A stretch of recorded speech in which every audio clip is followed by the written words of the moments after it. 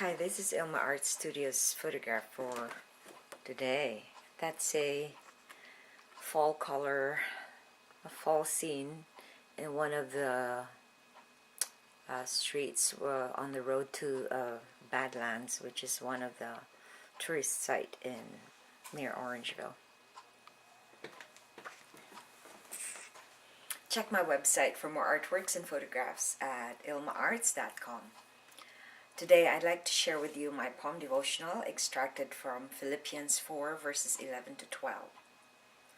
Not that I was ever in need, for I have learned how to be content with whatever I have. I know how to live on almost nothing or with everything. I have learned the secret of living in every situation, whether it is with full stomach or empty, with plenty or little. And here's my poem. Contentment, the secret of life. Whenever you feel the urge to complain, remember that you are not alone in your pain. Contentment is the secret to a peaceful life. It will change your attitude and give you insight. Thank God for everything you experience. He works in your life to make you resilient. Count your blessings and be grateful for whatever you have. It will prevent you from complaining and being mad. Here's my essay. Have you ever been with a whiny person? It is very exhausting and draining to be around whiners. It is the same thing with pessimistic people. All they ever do and think of is to dwell on what they don't have instead of counting their blessings.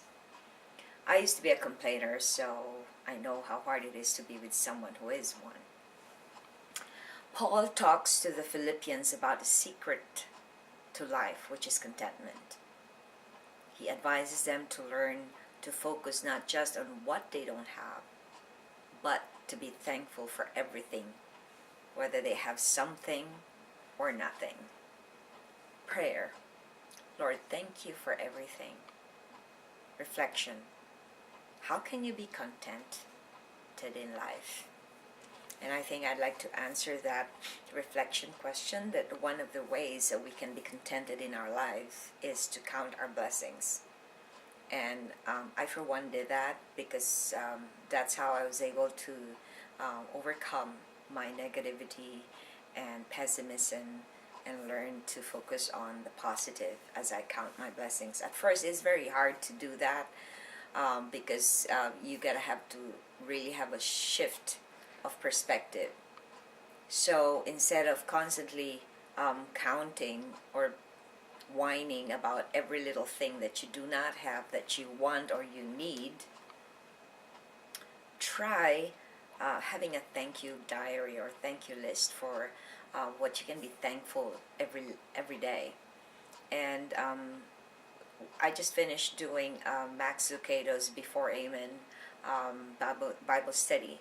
He's actually, in one of the chapters, it says there that you can have a list of thank you from A to Z, from all the alphabets, from letter A, what you can be thankful for. You know, it could be anything. It could be A for apple, thank God for apples that you have them, and thank God for letter B, maybe if you have a boat, or maybe if you have a baby, you have to be thankful for that. Or C for cars, be thankful that you have a car. Other people do not even know how to drive, or other people walk all over the place in winter. So when you start thanking God for every little thing, you will start to be grateful, and your perspective will totally change, because you will not focus anymore on what is negative.